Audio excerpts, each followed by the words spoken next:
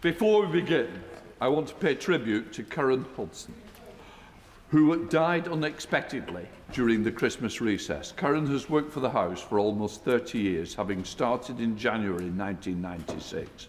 Most recently, she was the Service Delivery Coordinator, supporting members and staff in Portcullis House and Parliament Street. But over the years, she has held numerous roles, including the Members' Tea Room, Terrace Cafeteria. My thoughts are with Karen's family, friends and colleagues. Order. We start with question of Secretary of State for Northern Ireland, Dr Lauren Sullivan. Thank you, Mr Speaker. Question one. Minister. Thank you, Mr Speaker. Can I associate myself as well with your tribute to Karen? I'd also like to start by wishing you, your team and the whole House a happy new year. The Secretary of State and I regularly meet with executive ministers. I recently met with the Education Minister, Paul Given, to discuss integration in our schools. We have provided a record settlement of £19.3 billion for Northern Ireland to improve public services, and I look forward to working with all ministers in Northern Ireland as they deliver on their priorities in 2026. Dr Lauren Sullivan. Thank you, Mr Speaker, and Happy New Year to you too. This government has delivered a largest funding settlement to Northern Ireland since devolution. In addition to this record support to Northern Ireland and across the United Kingdom, what discussions is he having on showing best practice with Northern Ireland, but also that sharing across the wider United Kingdom? Minister. My honourable friend is right to mention that record settlement, but it's not just a question of cutting a cheque and walking away. It's about working and sharing best practice. As she mentioned, I've had conversations with the Health Minister about how we can share best practice as part of our 10-year NHS plan, and I'm confident we can continue to work together to deliver better outcomes. Sir Julian Smith. Can I press the Minister on discussions that he's having with the Executive with regard to digital services? Dublin has just produced a very innovative digital services plan for public services. Can I urge the Government to talk closely with the Executive to make sure that Northern Ireland is keeping pace with Dublin in this area? Minister. I thank the honourable gentleman for his question. I'm very happy to ensure that features in our conversations with executive ministers. I think Northern Ireland is a place that is leading the way in so many of these areas, so I'd be continuing to have those conversations. Minister Mywood. Thank you, Mr Speaker, and Happy New Year to you. Policing numbers in Northern Ireland are at their lowest ever level, and both the Police Service of Northern Ireland and Policy Exchange have warned that reopening cases from the Troubles will place a huge additional financial burden on the police. This risks both policing numbers and national security. So is the Minister happy with that situation and let it happen, or will the Secretary of State be compensating it, PSNI, for the decisions made by his department? Thank you, Mr Speaker. A number of the cases actually being taken away from the police service if their families refer those cases to the Commission. And as I mentioned in a previous answer, with a record settlement for Northern Ireland, it's for the Executive to determine how that money is spent, including how they're funding their police force. Captain Robinson. Mr Speaker, the Minister will be aware that the Finance Minister yesterday in an ill-considered way published his budget, not an agreed budget, for consultation, and he will know the pressures associated with that decision, and he will know the challenges that that brings for politics in Northern Ireland. But one thing that has been absent from the lexicon of politics in Northern Ireland over the last number of years is the fiscal framework. Can he update us as to where his government is on negotiations with Treasury and the Northern Ireland Executive? Minister. Thank you, Mr Speaker. I'm pleased as part of that consultation there's a record settlement of £19.3 billion to fund those services. In relation to the negotiations that the Right Honourable Gentleman mentions, those negotiations are continuing. Governor Robinson. Mr Speaker, the Minister will also know of the pressures that affect our health service in Northern Ireland, but alarmingly we understand that the European Union are going to ban the sale of antimicrobial resistance drugs without prescription. Though it shouldn't apply in Northern Ireland, it will, and there are some 60,000 products that are sold over the counter. Our health service could not facilitate 60,000 additional GP appointments. This is an alarming development, and I'd like to hear the Minister indicate not only that he understands the severity of it, the impact of it, but is going to take steps to address it. I am aware of the reforms the Right Honourable Gentleman mentions, and I should say the Government shares the EU's ambition to take action against antimicrobial resistance, but I'm also aware of the potential impact on Northern Ireland's health service, particularly demand for GP appointments, as he mentions. We have raised this, and I will be happy to write to the Right Honourable Gentleman with an update in due course. Yes. Question number 2, please, Mr. Speaker. Secretary of State. Thank you very much, Mr. Speaker. With permission, I will answer questions 2 and 9 together. I regularly meet with a variety of stakeholders to talk about the Northern Ireland Troubles Bill, including veterans groups, political parties in Northern Ireland and victims and families who are still living with the effects of those decades of terrible violence. Okay, Thank you, Mr. Speaker. Veterans in North Durham who have contacted me, whatever unit they personally served in, are particularly concerned about the impact of the new legislation on those who served in the Special Forces. Can the Secretary of State reassure me that he has met with the SAS Regimental Association and is responding to the specific concerns expressed by them? I'm very happy to give my honourable friend that assurance. I did indeed meet with the SAS Association recently as part of the discussions I and my colleagues in the Ministry of Defence are having with veterans. We are listening to the concerns that have been expressed, and as I've said to the House on a number of occasions previously, we want to make sure the legislation responds to those. Paul Foster. Thank you, Mr. Speaker. Under the previous Government's Unlawful Legacy Act, the PSNI were required to shut down more than 1,000 investigations, including 225 investigations into the deaths of soldiers and veterans. Can the Secretary of State please assure the families of those murdered British Armed Forces personnel that should they wish to approach the Reform Commission, it will be able to consider their case and may be able to provide them with the answers that many have long sought? Well, my honourable friend is quite right to draw attention to one of the implications of the Legacy Act 2023 in shutting down all of those investigations. He is indeed right that families are perfectly free to refer cases to the Commission, and I know that the Commission is keen to investigate as many cases as come their way in order to try and provide those families who've waited so long for some answers. Gregory Campbell. Speaker, engaging with and listening to stakeholders is good, but there needs to be a positive outcome to both. There also needs to be specific and clear references in the bill to no paramilitaries being permitted to serve on the Victims and Survivors Advisory Group. Will that be the case? I have already given the House that assurance from this dispatch box, and when we come to the committee stage of the bill, we will have an opportunity to debate the bill in its current form, and the many amendments I can see have already been submitted. Sir David Davis. The Secretary of State has stated many times that the previous government's legislation in this area had support from no political parties in Northern Ireland. Can you tell the House which political parties support his legislation? Well, all of the political parties in Northern Ireland that expressed their profound opposition to immunity have welcomed the fact that immunity will go under the legislation that we have brought before the House. That includes the Right Honourable Gentleman sitting next to the Right Honourable Gentleman who supports its removal. Well, indeed, the leader of the DUP. And that is a sign that the government has been listening to views in Northern Ireland, which unfortunately the Legacy Act failed to do. Alex Burkhart, Shadow Secretary of State. Thank you very much, Mr. Speaker, and a Happy New Year to you.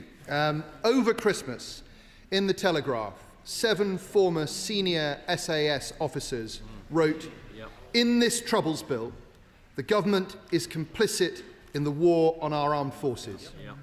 A few days later, the Northern Ireland Veterans Commissioner, appointed by this government, said that the bill treats veterans worse than terrorists and is, and I quote, "eating at the very fabric of our armed forces." Can the Secretary of State tell the House which former senior officers support this bill?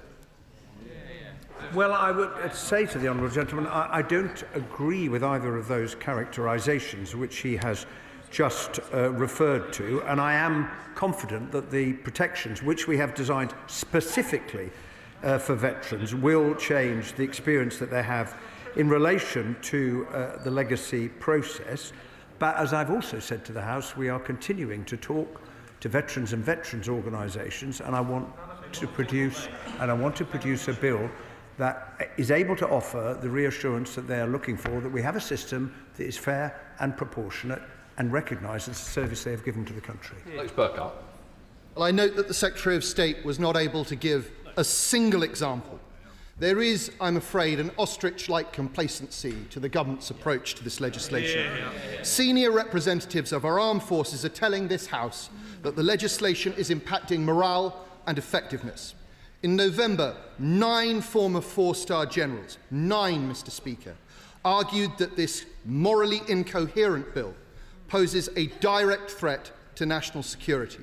Now, these generals tell us that highly trained members of special forces are already leaving the service.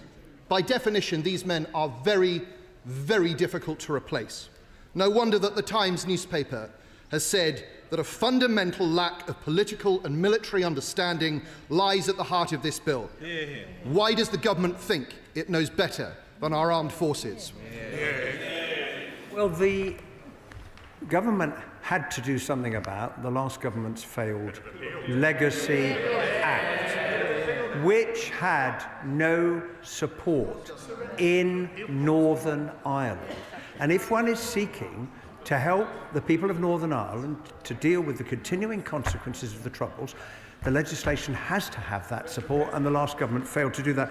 On the impact on recruitment, as he will have heard when the Minister for the Armed Forces answered the urgent question on Monday, inflows continue to improve, and inflow is up 13% this year compared to September 2024. Paul Curley, Liberal Democrat spokesperson. Thank you, Mr. Speaker, and Happy New Year. The Secretary of State was sitting alongside the Veterans Minister on Monday when I asked the Minister whether he was listening to his veterans' concerns regarding the Troubles Bill. The Minister convinced me that he is, and we've just heard the Secretary of State do likewise. But is anyone acting upon those concerns? Before Christmas, at the dispatch box, the Secretary of State promised to write to me detailing with which veterans groups he'd met, but I've heard nothing since. I also wrote to the Under-Secretary asking to meet to discuss the veterans' ongoing concerns, but I've heard nothing since. So will the Secretary of State please detail all the veterans groups he's met with and meet with me to discuss their continuing concerns? Well, can I apologise to the honourable member for him not having received the letter to which he's just referred, and I can assure him I will remedy that very, very promptly indeed. I and the Defence Ministers have met a very large number of organisations. I would just point out that the 6 protections that the government has put forward, none of them were contained in the last government's Legacy Act. Not a single one of them. And we intend to continue to listen and to respond to the concerns that have been raised. Ruth Jones. Question number 3, please, Mr. Speaker. Secretary of State.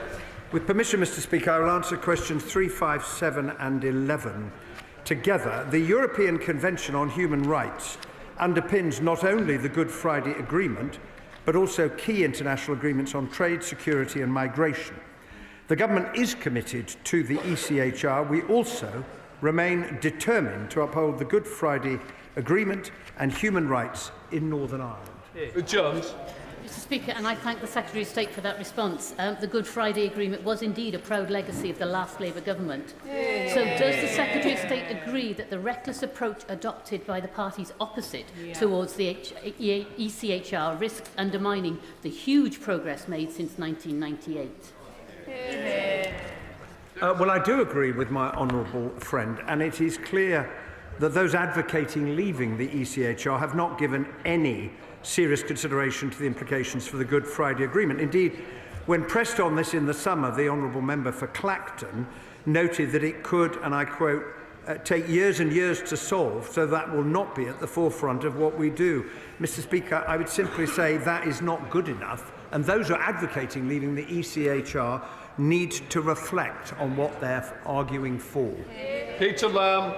Thank you, Mr. Speaker. Given the chaos around the world is being experienced by politicians playing fast and loose with international law. It is deeply concerning how Conservatives and Reform MPs are speaking so flippantly of the risks of violating the Good Friday Agreement by leaving the European Convention on Human Rights. Could the Minister give his assessment of the risk of this?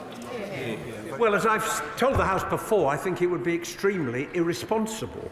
The Good Friday Agreement was very carefully negotiated, as the House needs no reminding, between several parties, and it would be reckless for one party to march in and seek to remove one of its founding pillars. Jacob Collier. Thank you, Mr. Speaker. The European Convention on Human Rights is foundational to the Good Friday Agreement, and given that Reform and the Conservatives want to crash us out of that convention, does the Secretary of State agree that this is risking the Good Friday Agreement and that they really ought to think again? I do agree with my honourable friend, and we need to remember that it is the Human Rights Act which gives all of us access to the rights and protections contained in the European Convention on Human Rights. And to leave it would put us alone in Europe in the company of Russia and Belarus. Is that really where the opposition want to be? Welcomed with a pat on the back by President Putin. Chair of the Select Committee, Tony Antoniazzi. Thank you, Mr. Speaker. Now, my predecessor, Northern Ireland Affairs Select Committee, took evidence that leaving the ECHR would have implications for policing in Northern Ireland. Does he agree that calls to leave the ECHR would add to the challenges faced by the PSNI, and what assessment has he made of this potential impact? Well, I do agree that it could have very wide-ranging implications for Northern Ireland in particular, as well as for the rest of the country. I have not made such an assessment because it's not a policy which the government is advocating. It's for those who are proposing to leave the ECHR to answer the very fair question she's just raised. Jim Allister. Speaker, it is plain wrong to say that survival of the Belfast Agreement is dependent on the ECHR.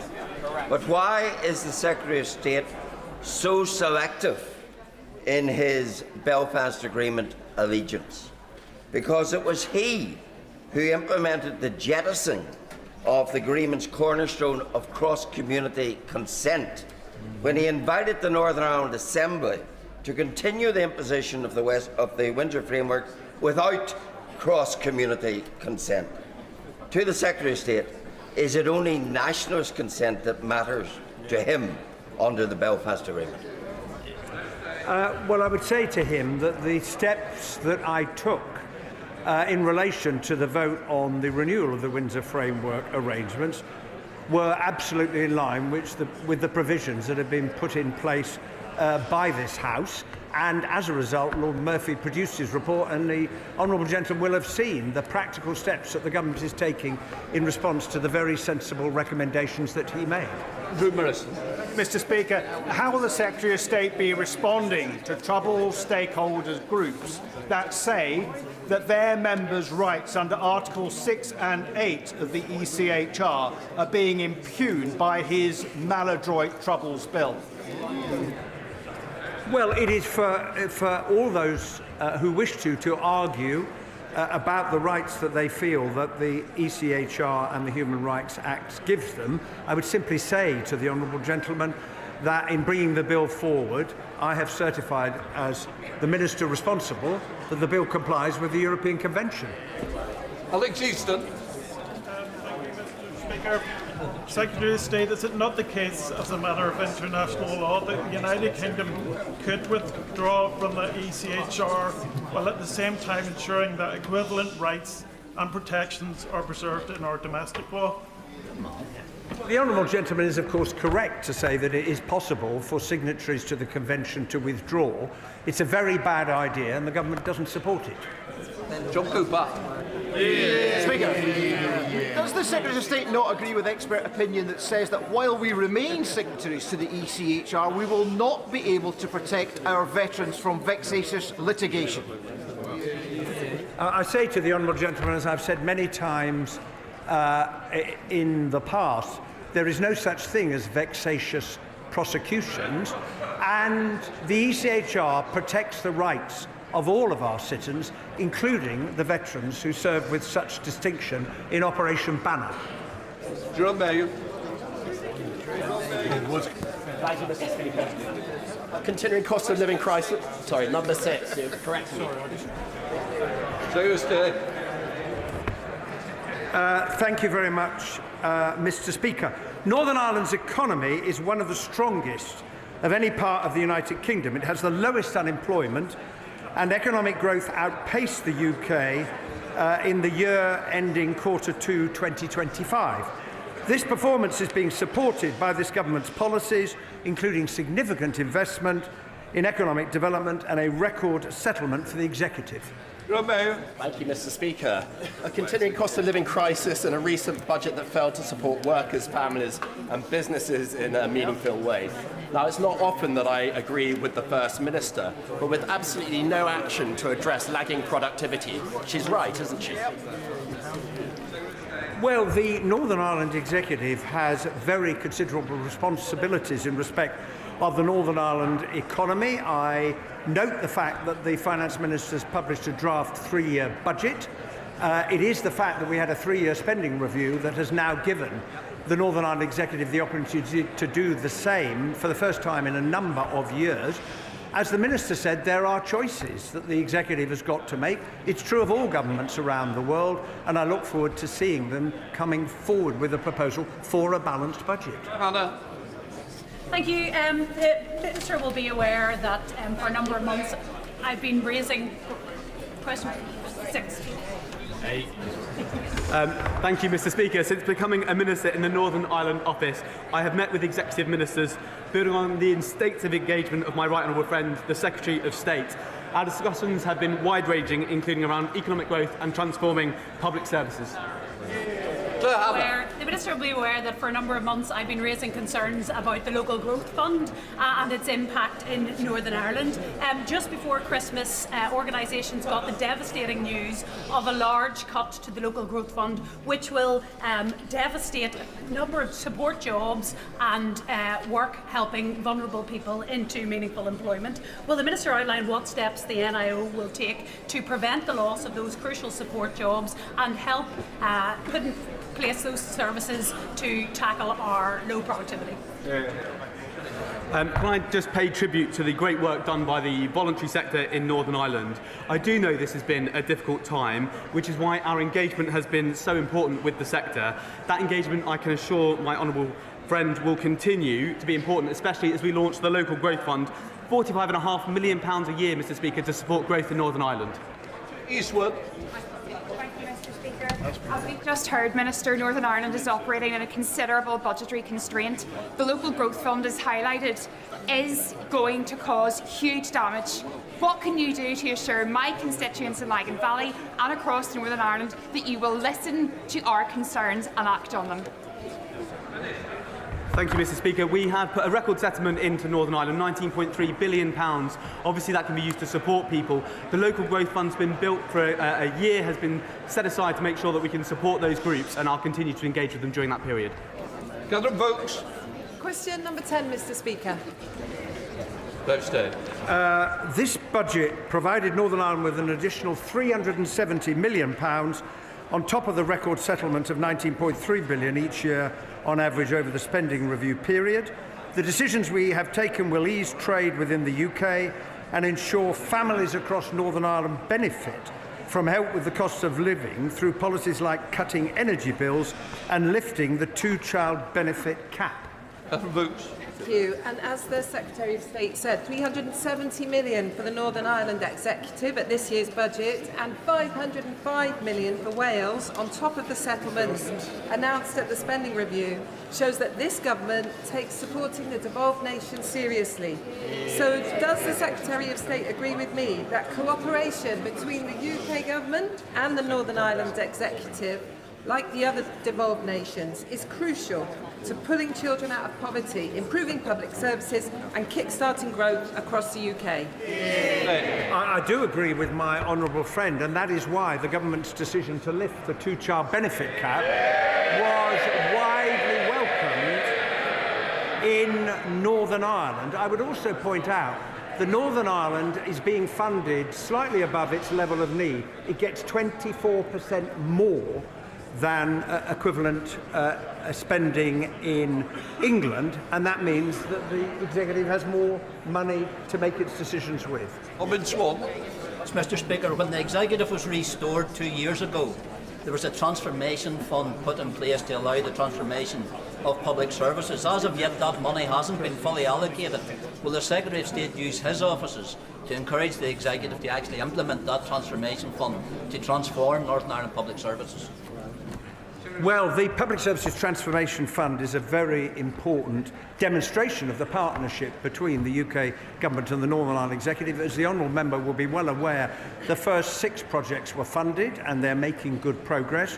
The Transformation Board is currently considering bids that are coming in for the next phase of funding. We are, of course, as is the Executive, keen to see that money spent to support the process of transformation, which is hugely needed in the way in which public services are delivered in Northern Ireland. Sarah Purchin. Thank you, Mr. Speaker. Question number 12. Secretary of State. The whole House will agree that we owe our Operation Banner veterans an enormous debt of gratitude. That is why the Government is introducing 6 protections for veterans involved in legal processes relating to their service. We are confident that this will change their experience, ensuring that the process is fair and balanced. Sarah Purchin. Thank you for the answer. Does the Secretary of State agree with the Northern Ireland's Veteran Commissioner that this Troubles Bill treats our brave veterans more harshly than terrorists? I do not agree with that assessment. I've had many discussions with the Northern Ireland Veterans Commissioner, and I think if one looks at the facts, including the prosecutions that have taken place, there have been prosecutions of paramilitary terrorists than there have been of any soldiers at all. Indeed, one conviction of a soldier for a Troubles-related offence in the last 27.5 years. Before we come to Prime Minister's questions, may I extend a warm welcome to the President of the House of Representatives of the Netherlands and his delegation who are with us in the gallery today. Prime Minister's questions, Ruth Cadbury. Question number 1, Mr. Speaker. Prime Minister. Mr. Speaker, can I begin by saying I hope all colleagues had a happy Christmas. It probably feels quite a long time ago now, but not for reform, of course, because today is the day that they celebrate Christmas in Russia. Mr. Speaker, on Monday I visited Reading, where I met with people who will benefit from the first freeze in rail fares for 30 years. Mr. Speaker, that's on top of other measures we're taking to tackle the cost of living, £150 off energy bills, more free breakfast clubs and raising the minimum wage. And there's much more to come this year, Mr. Speaker, as we turn the corner. Mr. Speaker, yesterday I stood side by side with our European and American allies and President Zelensky at the Coalition of the Willing meeting in Paris. Mr. Speaker, we made real progress on security guarantees, which are vital for securing a just and lasting peace. Along with President Macron and President Zelensky, we agreed a declaration of intent on the deployment of forces in the event of a peace deal. Mr. Speaker, we will set out the details in a statement at the earliest opportunity. I will keep the House updated as the situation develops, and were troops to be deployed under the declaration signed, I would put that matter to the House for a vote. Mr. Speaker, this morning I had meetings with ministerial colleagues and others. In addition to my duties in the House, I had further such meetings later today. Thank you, Mr. Speaker. Leaseholders in my constituency and across the country are being fleeced by freeholders and managing agents. And they need relief from both, and we need to end the feudal leasehold system. So, could the Prime Minister confirm when the leasehold and common hold reform bill will be coming to Parliament? I thank her for raising this important issue. We are taking serious action to deliver homes the country needs and provide homeowners with greater rights, powers and protections. We will publish the draft bill as soon as possible, and I'll update the House. More protections, of course, are already coming this year because we passed the Renters' Rights Bill, stronger protection for 9 million renters, abolishing no-fault evictions. That's the change we're delivering. And who voted against it?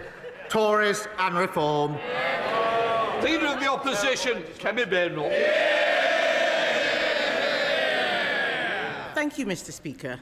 And, Mr. Speaker, may I welcome the Prime Minister's efforts to advance peace in Ukraine and his joint statement on Greenland. The last few days have seen significant international events: the US operation in Venezuela, threats towards Greenland, and an agreement to put British troops on the ground in Ukraine. So it is frankly astonishing that the Prime Minister is not making a full statement to Parliament today. No Prime Minister, Labour or Conservative, has failed to make a statement to the House in person after committing to the deployment of British troops. His comments about making a statement in due course, quite frankly, are not good enough. It shows a fundamental lack of respect for all of us here and the people we represent. Mr. Speaker, the US is Britain's closest military ally. However, we are clear that the sovereignty of Greenland is sacrosanct. So can the Prime Minister tell us what influence is he bringing to bear with the US administration to ensure that is respected? Prime Minister. Mr. Speaker, let me be very clear about what was agreed yesterday, because military plans were drawn up some months ago, and I've updated the House in relation to that. Yesterday was a political declaration that sits under those military plans. If there were to be deployment, there would have to be a legal instrument. Mr. Speaker, deployment would only be after a ceasefire to support Ukraine's capabilities, to conduct deterrent operations, and to construct and protect military hubs. Mr. Speaker, there will be a statement to the House at the earliest opportunity. There could hardly be an opportunity. They claim they want to know about this, and they're trying to shout me down. Mr. Speaker, in relation to the House, if there were a decision to deploy under the agreement that was signed yesterday, then I would put that matter to this House for a debate beforehand and for a vote on that deployment. That is consistent with recent practice, and I'll adhere to that. Mr. Speaker, why is today not the earliest opportunity? The truth is, the Prime Minister does not want everybody in this House to be able to ask him questions. So he leaves it just to Prime Minister's questions half an hour. On Monday, at least his Foreign Secretary stood up for 2 hours and 15 minutes. You know, it was a non-event, but at least she did that. He is scared of us being able to ask him questions. Yes. 6 questions. Yes, he's here. Please. I've also requested that we do need an early statement. This House should always be informed first. So I don't like the chantering. Let the questions continue. Well, one of them asked, but he is here. He's got no choice but to be here for Prime Minister's questions. That's why he's here. If he could skip this, we know he would do. But back to the matter at hand, Mr. Speaker. We all agree, all of us here agree, I think most of us here agree, that NATO is the bedrock of our security. The future of Greenland is of fundamental importance to the future of the alliance. And I am sure that the Prime Minister agrees that it is essential for NATO leaders, including and especially the US, to meet. Will the Prime Minister call for an urgent meeting of NATO leaders? Prime Minister. Mr. Speaker, she says she wants to hear about Ukraine. She's got 6 questions. She's not even asking a second question about what we did yesterday. She's got the opportunity. Mr. Speaker, in relation... Sorry, can I help the Prime Minister? You don't need to worry about the responsibility of the questions of the opposition. That's the urgent. Mr. Speaker, NATO is the single most important and effective military alliance the world has ever seen. In the 18 months we've been in power, I've done everything within my ability to strengthen NATO. We had one of the strongest NATO meetings last year, the summit, where we had more members of NATO and more unity. When I arrived back to the House to make a statement, which of course she asked for, her position was I shouldn't have missed PMQs, I should have empty-chaired the NATO summit. That's how serious she is about NATO, Mr. Speaker. You didn't answer the question, Mr. Speaker. I asked him if he would call for an urgent meeting of NATO leaders. We can all see that the situation is moving rapidly. I also note that he has still not had a call with President Trump. That is concerning 4 days after the events in Venezuela. But yesterday, he announced that Britain and France had signed, he says, a political agreement to put troops on the ground in the event of a peace deal in Ukraine. So, given the Prime Minister is not making a statement about that deployment of British troops abroad, one of the most serious decisions a government and a parliament can take, irrespective of what he says, can he at least confirm how many troops would be sent to Ukraine and whether they would be in a combat role? Prime Minister. Mr. Speaker, I was with NATO allies yesterday, all day, in which we were discussing security in Europe, in particular security guarantees for Ukraine, and we made significant progress. And I'm glad that she has welcomed that. Of course, I will speak to President Trump. I spoke to his senior advisers yesterday. We were with them all day. But, Mr. Speaker, she asked me about the deployment. We released the statement yesterday. It's clear from that, but I will be clear with the House that there would only be deployment after a ceasefire. It would be to support Ukraine's capabilities. It would be to conduct deterrence operations and to construct and protect military hubs. The number will be determined in accordance with our military plans, which we are drawing up and looking to other members to support. So the number I will put before the House before we were to deploy. But I'll do more than that. If we went as far as a legal instrument to deploy, which would be necessary, I would then have a debate in this House so all members could know exactly what we're doing, make their points of view, and then we would have a vote in this House on the issue, which, to my mind, is the proper procedure in a situation such as this. Mr. Speaker, it is clear that the Prime Minister either does not have the detail or does not want to give us the detail. Yes. But this is important. He should be calling an urgent meeting of NATO leaders. He should have spoken to President Trump by now. This is important because if any such peace deal is breached, we would be in direct conflict with Russia. If the Prime Minister is committing troops, he must give more detail on how he intends to ensure our armed forces are fully resourced. Before the budget, the Prime Minister said it was his ambition to spend 3% on defence in the next Parliament. That could be as late as 2034. It is time to move from ambition to commitment. We have now had the budget. So can the Prime Minister now tell us in what year will the UK spend 3% of GDP on defence? Prime Minister. Mr. Speaker, just on this serious issue she puts to me in relation to security guarantees and the American role and our dialogue with the Americans, I can assure the House I spoke to President Trump twice over the Christmas period in relation to this specific issue, along with members of the E3, along with European allies. That has been a constant course of our discussion. There's no question of acting on this without full discussion with the Americans, and their senior negotiators were there at President Trump's request yesterday and on his instructions, and they were talking to him during the course of yesterday as we negotiated. So to assure the House, because it is a serious position she's putting to me, on the question of security guarantees, there is nothing between the UK and the US, and we've been constantly discussing this over many, many weeks and months. We've made huge progress. I have personally spoken to President Trump about it on 2 occasions since we were last passed in this House. I do want to reassure her and the House in relation to that really important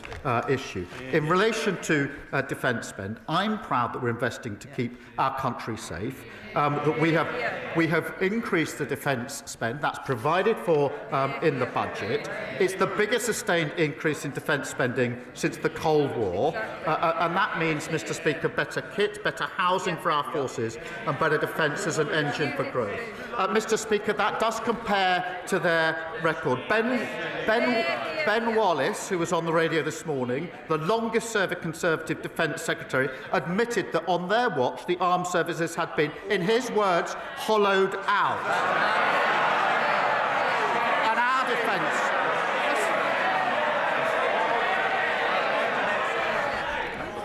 Mr Cartledge, you expect a lot. I expect something back, and that's silence. Prime Minister. Mr. Speaker, they shout shame. I'll pass that on to Ben Wallace. Mr. Speaker, the defence spending that we've put in place is 3 years earlier than the unfunded plan that they left behind at the last election. Mr. Speaker, I heard what? Oh, wait for it. What Ben Wallace said was that spending had fallen under all governments. 3%, the last time, Mr. Speaker, the last time spending was at 3% was under a Conservative government.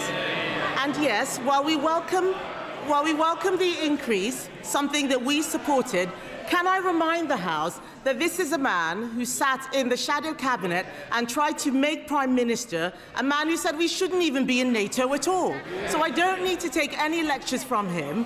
The world is changing. We need to spend more on defence. He did not answer the question about when we would get to 3%, yet he knows up until 2031 how much he's going to be spending on welfare. He doesn't know. That's in the Red Book. The Red Book has no money allocated for defence. We need to move from ambition to commitment. And Mr. Speaker, this is important because this isn't just about money.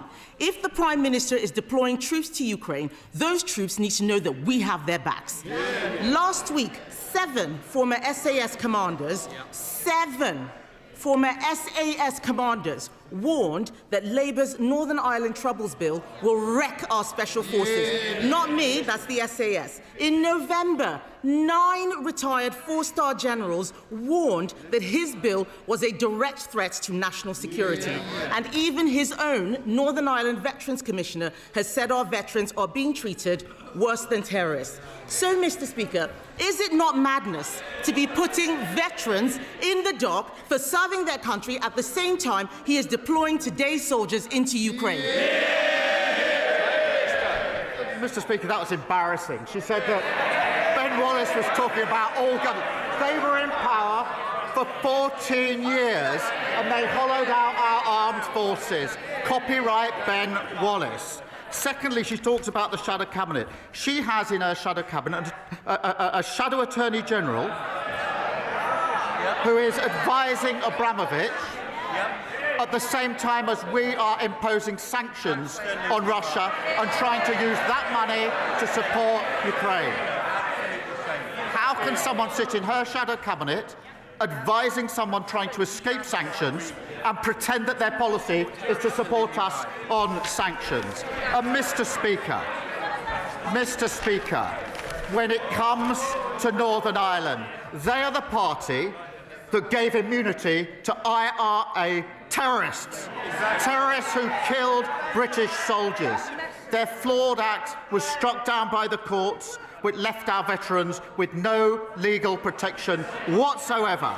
We're introducing a fair and transparent process with a package of rights and protections for our veterans. And, Mr. Speaker, there is no equivalence between our armed forces who fought bravely in Northern Ireland and terrorist groups. And if the Leader of the Opposition wants to go back, if her position is, to their old flawed legislation and give immunity to the IRA, she should stand up now and say so. Mr. Speaker, let me start by talking about the Shadow Attorney General. Yes. Yeah. Do they know what the Shadow Attorney General is doing? He is defending veterans pro bono against the actions of this government. On this House, Mr. Speaker. We will defend those who defended us. But why don't we talk about the actual Attorney General who is sitting in Cabinet, the man who defended Jerry Adams, the man who's trying to bring Shamima Begum back into the country, the man who is helping to surrender the Chagos Islands. I will take our shadow Attorney General every day of the week against his Attorney General. Mr. Speaker, we protect our veterans. I want the Prime Minister to know we protect our veterans. What he is doing to veterans is disgraceful. But this is serious, Mr. Speaker. I don't want the House to be under any illusions. I do not want the House to be under any illusions. The Prime Minister should know that we will absolutely support any efforts to help bring peace to Ukraine. We will work with him to ensure NATO remains the bedrock of our security. But we cannot write a blank cheque when he is also surrendering the Chagos Islands, surrendering our veterans to lawfare, and surrendering to his backbenchers by prioritising welfare handouts over defence spending, as if the world has not become more dangerous. So, Mr. Speaker, isn't it time the Prime Minister changed course and for once put the British national interest first? Mr. Speaker, she talks about the Shadow Attorney General. Of course I accept that lawyers have to represent all sorts of clients. Of course I accept that principle. The question is whether the Shadow Attorney General can sit in the Shadow Cabinet when the party opposite says it supports us on sanctions. We want the money from Chelsea Football Club to go to Ukraine. I'm not sure whether that's her position. If it is her position, presumably it's something they discuss in the Shadow Cabinet, advised by a Shadow Attorney General who is representing the very man whose money we want to send to Ukraine. If she can't see the conflict of interest in that, then she shows no judgment and no leadership at all. The same old.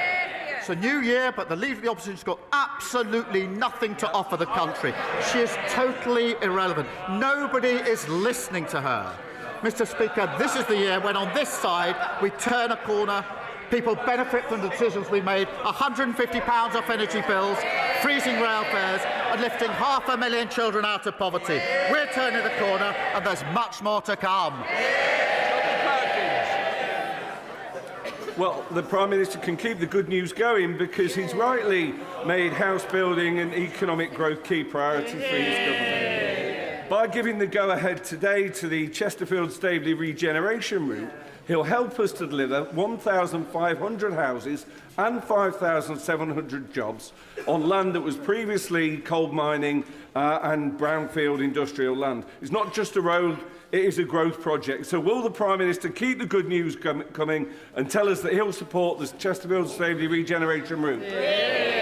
Well, can I thank him for that question? I know that he's working hard on this scheme. As he knows, land investigation works are currently taking place to help establish the final costs. The Road Minister is looking closely at the scheme alongside about 40 others. We will prioritise schemes that deliver faster journeys and unlock new homes and jobs. Leader of the Liberal Democrats, Sir Ed Davey. Thank you, Mr. Speaker. Can I wish you a happy new year and everyone in this House? And can I welcome the progress made on security guarantees for Ukraine yesterday? Mr. Speaker, Geoffrey Robertson, KC, is a respected authority on international law. He's also the head of the Prime Minister's barrister chambers. And he couldn't be clearer. President Trump's actions in Venezuela are illegal. He says the United States, and I quote, is in breach of the United Nations Charter and has committed the crime of aggression, which the court at Nuremberg described as the supreme crime. Does the Prime Minister agree with his old mentor, or has he got it wrong? Well, there are plenty of things that Geoffrey and I have agreed on or disagree with over the years, but let me set out our position. It is our long-standing position that Maduro was not a legitimate president in Venezuela. And so nobody, I think, sheds any tears at his removal.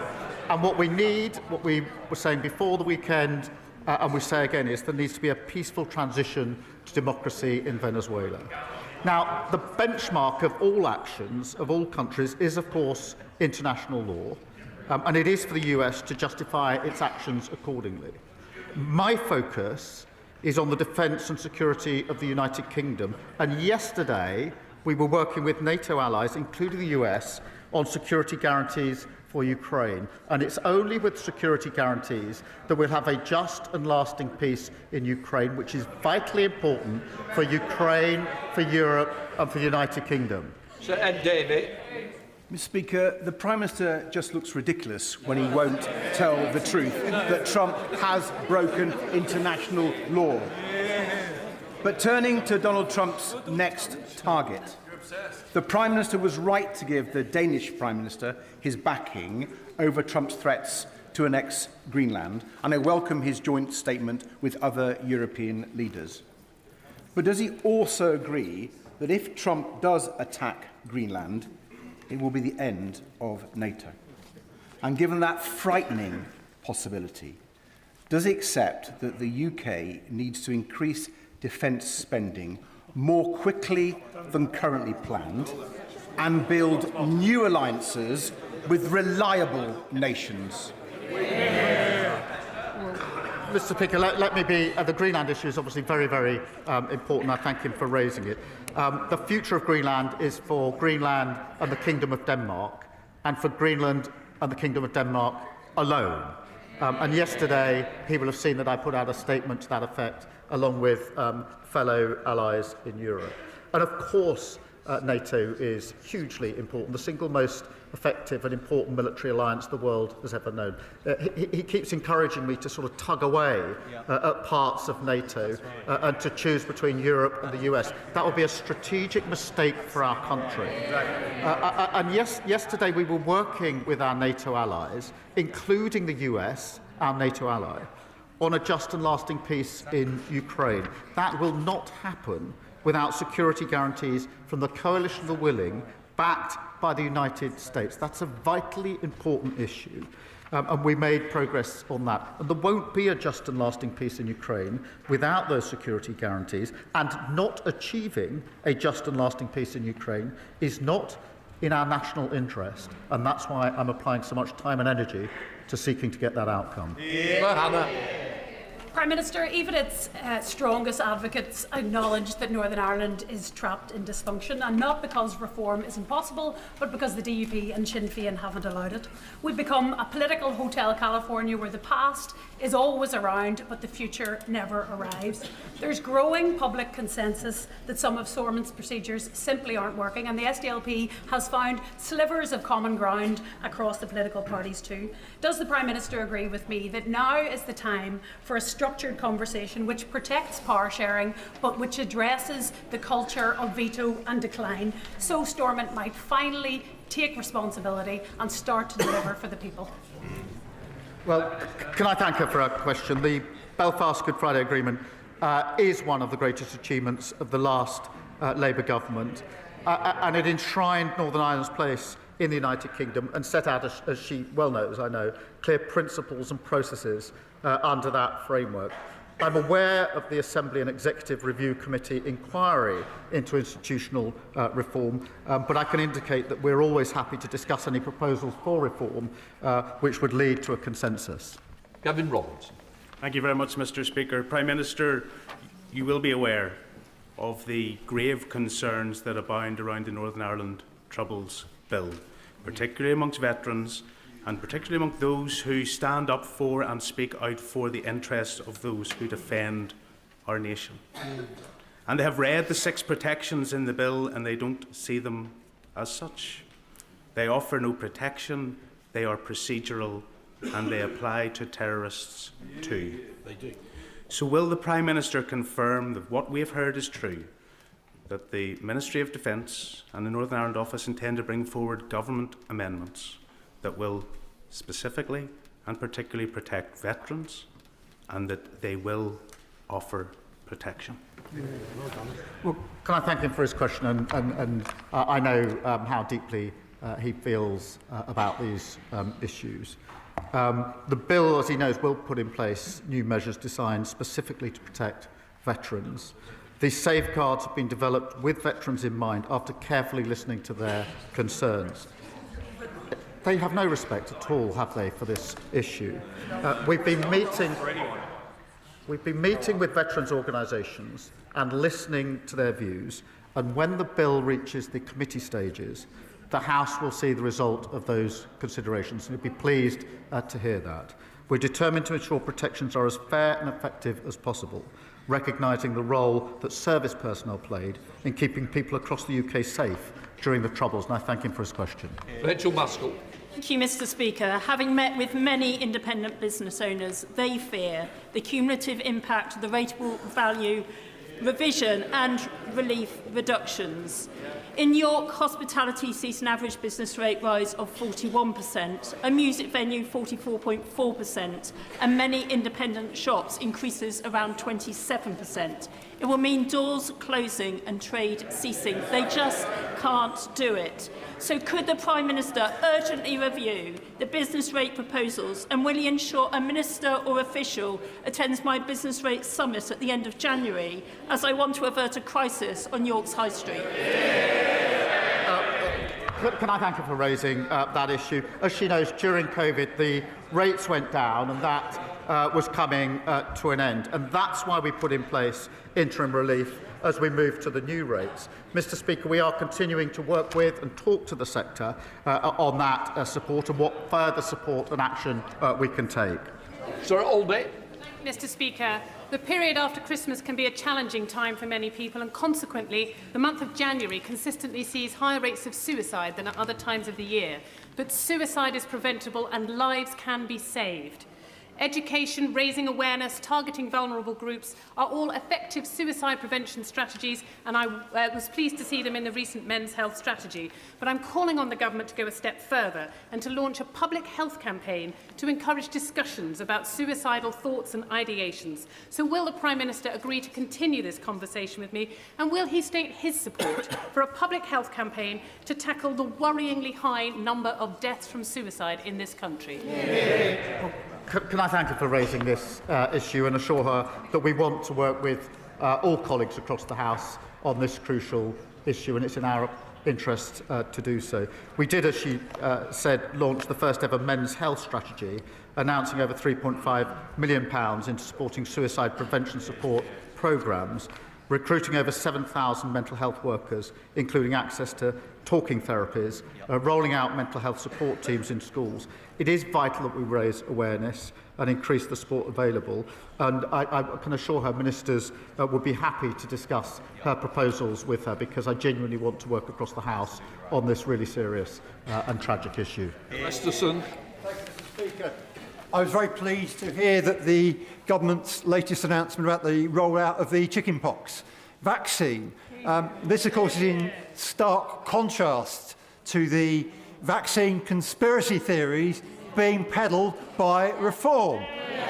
Does my right honourable friend agree that it is only with a Labour government that healthcare in this country is safe, and that Reform must never, ever be in a position to be responsible for the health of this country? Well, Mr. Speaker, I'm very pleased about the measures we're able to announce this week. Of course, that comes on top of the 5 million extra appointments that we've delivered in the first year of a Labour government, and 300,000 taken off the waiting list, and more to come as we turn the year into 2026. But he's absolutely right. They laugh at the denial of the importance of vaccines. Imagine where this country would be if they ever saw power. And if you want an example, or to be like, look at the local councils where they won power. They're absolutely chaotic, in a mess, and putting taxes up. Peter Bedford. Thank you, Mr. Speaker. Unlike many of his parliamentary colleagues, I don't actually think the Prime Minister should resign. But with the start of a new year, it's time to reflect, reset, detox, if you will, on his government's appalling economic policies and tax rises, particularly business rates, and the impact it's having on the hospitality sector. Now, will the Prime Minister commit to doing that today? Mr. Speaker, I'll reflect on the fact that inflation is falling, and the Bank of England says that it's going to be down to target.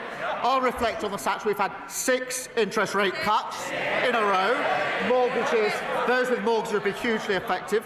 I'll reflect on the fact the IMF say we're going to have the second highest growth in 2025, defying the forecast. And I'd remind them that under them we had inflation at 11%, the worst Parliament on living standards on record, and the Leader of the Opposition thinks that Liz Truss was 100% right to crash the economy. They're literally the only people who think that anybody should be listening to them. Nobody is. John Baxter.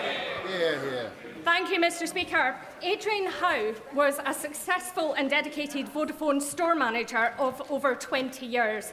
In 2017, he was offered the opportunity to take on a franchise of one of their thriving stores. But then the goalposts changed, and he was then forced to take on a struggling store.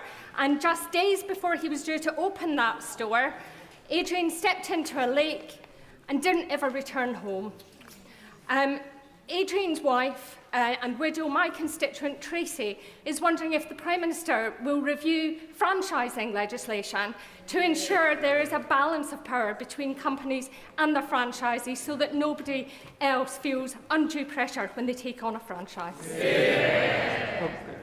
Can I thank her, and I speak for the whole House in saying I'm deeply sorry to hear about this tragic case, and all of our thoughts are with the family.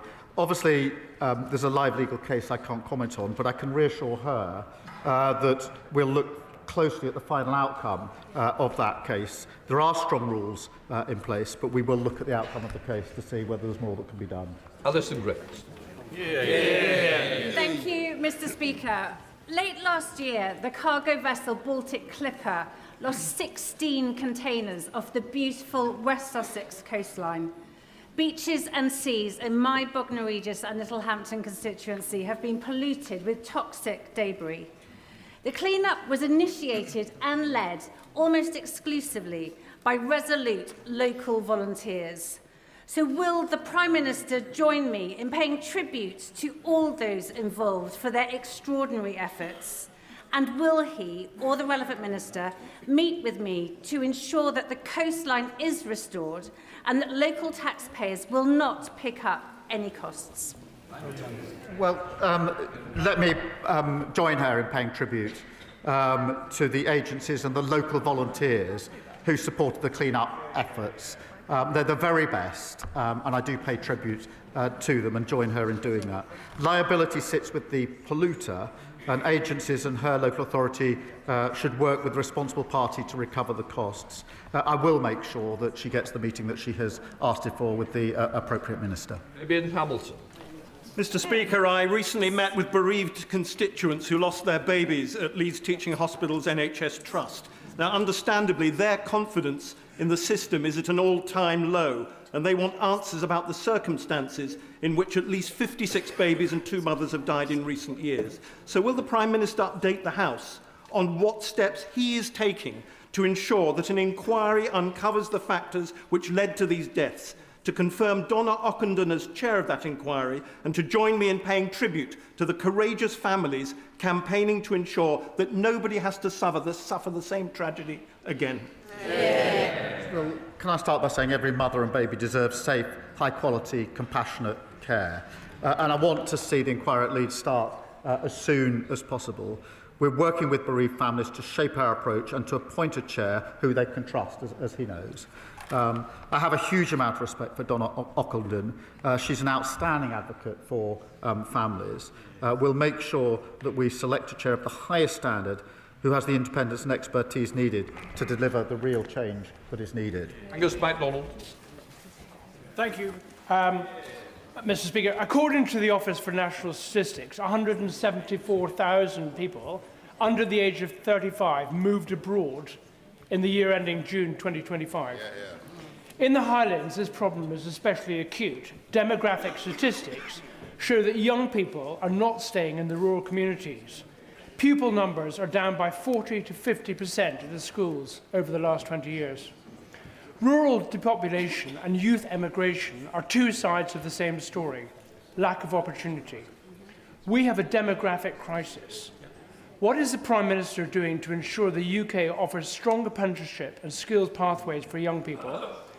And does he agree that the SNP's failure in Scotland diverting away £170 million intended for apprenticeships and skills development shows exactly what happens when opportunity is not delivered. Well, can I thank him and tell him, alongside the record settlement that we've put in place for the Scottish Government, we're delivering huge investment in apprenticeships and offer a paid placement for every young person, which is vitally important.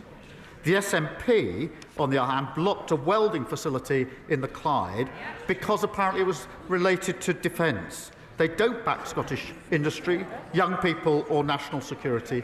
We do. Hancock. Thank you, Mr. Speaker. This government is tackling patient waiting lists through NHS modernisation and reform. Does the Prime Minister agree with me that we need to tackle victim waiting lists by reforming our courts and criminal justice system? Prime Minister. Yes, I do, Mr. Speaker, and I've been working with victims of violence against women and girls for the best part of 20 years, and I've assured them time and again that if we get the opportunity, we would make the system work better for them. They have to wait far too long for justice, and in many cases they don't see justice at all. I'm absolutely determined that we're going to turn that around. Final question, Winnie Morton. Mr. Speaker, the Prime Minister promised not to bulldoze the countryside, but under Labour, green fields in Aldridge Brownhills, Donald Road, Birch Lane and Bosty Lane are now under threat. Will he accept that his housing target can be met without destroying our farmland and our countryside, but by reusing empty homes and brownfield land, or was this just yet another promise he never meant to keep? We're not going to plough through farmland. We're going to make sensible proposals to build houses, something they failed to do in 14 long years. So young people now have not got the dream of home ownership because the inheritance we got from them, we're going to turn that around. Right, that completes Prime Minister's questions. Let the front bench change over.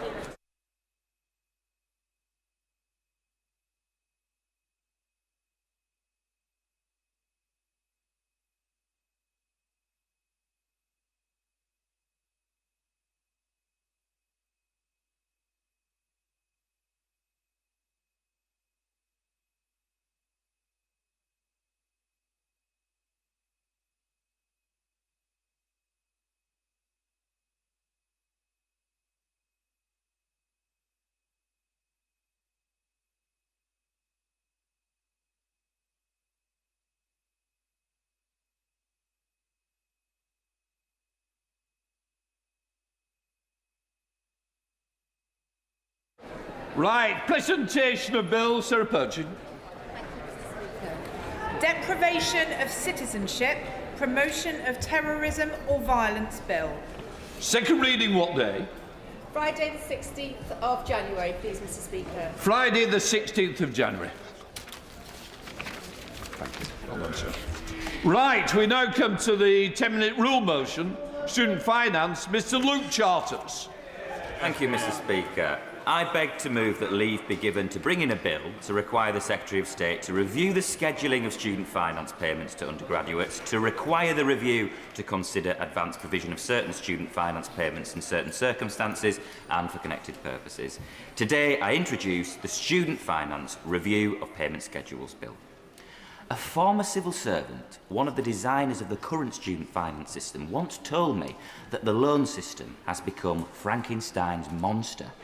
Maintenance loan payments dates simply don't line up with the reality of students' lives. Rent and bills are due monthly, but student finance arrives in infrequent, uneven chunks, forcing students to budget against uncertainty or rely on overdrafts simply to get by. The system assumes a level of financial resilience that many students simply do not have. And even once students graduate, the problems just don't stop. Repayment is needlessly complex and riddled with ludicrous features, like charging higher interest rates to those who go on to earn more. The result is a system that adds stress during study, confusion after graduation, and long-term financial insecurity for an entire generation. And as one of the youngest MPs, still repaying a Plan 2 loan myself, I recognise many of these challenges. So I'm working with the University of York Student Union, sat in the gallery today on cost of living issues like bus fares for students locally. But today's bill seeks to make student finance work better for the over 2 million undergraduate students in this country. It would build on the work of this Labour government to reintroduce targeted maintenance grants for students from the lowest income households. We need to change the way maintenance loans are distributed. Scotland's student finance system administers monthly maintenance payments. And long story short, this is the model that needs to be explored for England and Wales. It comes at no extra cost and it's a no-brainer. Many students face financial strain because maintenance loans are paid termly. For a student receiving the maximum 10.2k outside London, this creates 3 lump sum payments of approximately 3.4k each. Now imagine receiving 4 months of your salary all at once. That is a system we expect students to navigate. And many are at the point of their lives where they're still learning those essential budgeting skills. The termly payment schedule fuels cash flow challenges, leading to students maxing out overdraft, creating problem debt and pushing students to other forms of credit simply to get by. And nearly 1 in 3 students with an overdraft have maxed out their facilities at some point. And there's also a particularly acute pressure point as students transition between years at university, when rent deposits are actually due before their student finance arrives. So students should not be pushed into financial worry, especially after a stressful period of sitting their exams, simply because of a payment scheduling mismatch. And this is why I believe we should move to monthly payments. Not only would it give students greater financial stability, reduce stress, but it would better reflect the world of work once students leave uni and start getting their first full-time pay slips. For second and third year students, being able to access students' finance from July, when rent often begins, would genuinely be transformative. Because at the moment, we force families to step in, or for students who don't have that safety net, we force them into overdraft. Student finance can act as a barrier for working class kids to get to university, even after the A-level results, before that even starts. Pots and pans, rent deposits, books, software, travel passes, course subscriptions, these costs all stack up. The reality is, by the time a student sets foot in their first lecture, they've already navigated a stressful and uneven financial landscape. I heard of a student who couldn't afford the train ticket to university because their student finance hadn't arrived. Starting uni should be memorable and not miserable. Another student, who was a care leaver, wrote to me saying that they experienced the just about coping stage firsthand. They recalled, in their words, the genuine terror of not knowing how they would pay their rent because their loan had not even landed. Now, research by Student Minds, covered by the MMHPI, showed that nearly half of students felt the rising cost of living was impacting their mental health. The simple but transformative fixes I've outlined today would make a huge difference, and students' unions across the country, including the NUS, agree. Just some of the SUs who are backing my bill include Manchester, UCL, Leeds, Birmingham, Exeter, Sheffield, Liverpool, Greenwich, Newcastle, Bath Spa, who already account for representing over 350,000 students. But add in others that are backing my bill: Durham, Derby, Bath, Buckinghamshire, Staffordshire, Lancaster, Essex, Leeds Trinity, Chester, Royal Holloway, Bradford, Roehampton, Worcester, the University of Law, Winchester, UCB, Liverpool Hope, the Arts University Bournemouth, Buckingham, and of course York on top. And altogether, that's student unions representing a third of all students in the country. They are supporting this bill and these small tweaks today. So thank you. And I'm still getting letters of support even now. But can I pay a special thanks to Amira Campbell, the president of the NUS, who is also backing my bill.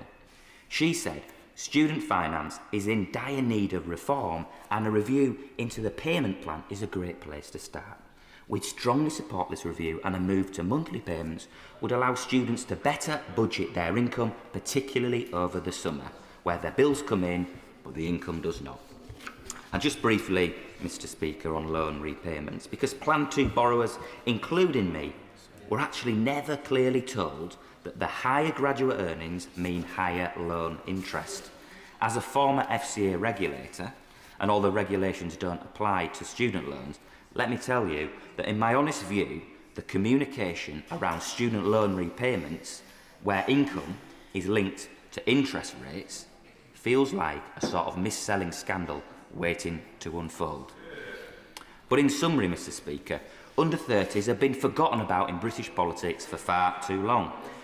Mr. Speaker, you may not believe it, but it was only a few months ago I left the age group of the under-30s. Yes, I know, my grey hair and tired eyes from my two amazing young boys do make me look just a little bit older. But it's this Labour government that's giving younger people a better deal. Votes at 16, better wages and rights for student workers, bringing back targeted maintenance grants, and of course on the latter, we should always be looking to go that bit further. And reform, they just do not care about young people. They want to cut their wages.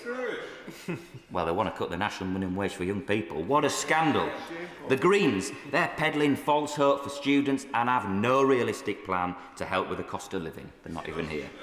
And well, look, this entire mess is totally out of the Tory-led coalition government's making, the one I went to university under, by the way. So what we must do is to help students with the cost of living so they can actually live up to their full potential.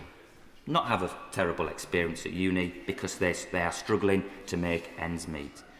So let's make a really simple fix to the timings of maintenance loans to support millions of students up and down the country.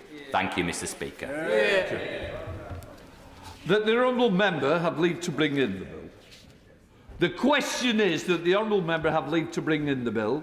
As many of that opinion say aye. Come on, we're a bit better than that.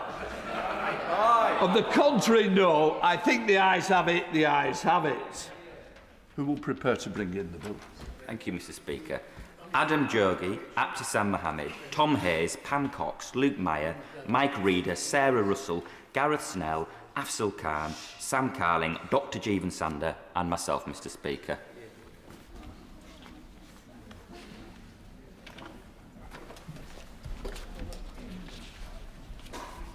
Luke Charters.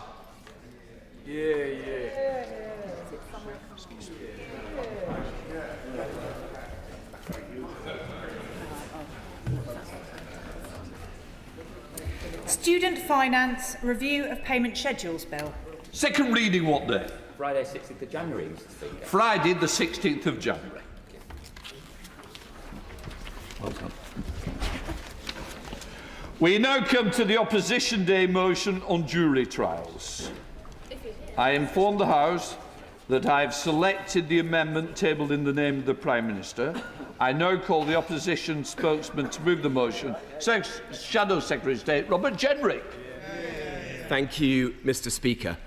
The Government proposes to abolish the right to trial by jury for a vast range of offences. Any case where they expect a sentence of 3 years or less. This is nothing less than wielding a constitutional axe against a centuries-old cornerstone of our liberty. Juries are not some bureaucratic add-on to our justice system.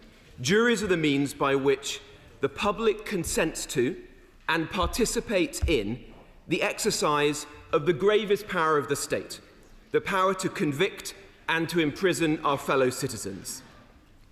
Yes, we face a serious Crown Court backlog. That is not in any dispute today. That is not even a subject of today's debate because everyone on both sides of the House know it and acknowledge it. We all accept that the roots of it did not begin under this Labour government. It goes back to the pandemic. It goes back further than that. We all accept that there has been a lack of investment in our criminal justice system under governments of all political persuasions, that the criminal bar is in a weak place, that young people don't feel that they can go into the law, or at least not into this most challenging and poorly paid part of it. We all accept that some of our courtrooms are in a terrible state today, that the IT system is failing, that the contracts for getting prisoners to court on time are poorly managed, and the private contractors underperforming. We all accept that this system is in a mess and needs to be reformed. But that is not the question at hand today. The question before us now is what is the best way to resolve this, and is the route to fix our criminal justice system and to deliver swift justice for victims to scrap something that we have known as a country since 1215, if not before. I'll happily give way. Chair the Minister for giving way. He's always very generous with his time. He talks about the length of time it takes for victims to get justice. I speak to police officers in my constituency of Harlow all the time and say one of the issues is with this backlog, this waiting list, is the fact that you've actually got police officers who've been police officers for 3 years who are asked to go to court who, for cases, for things that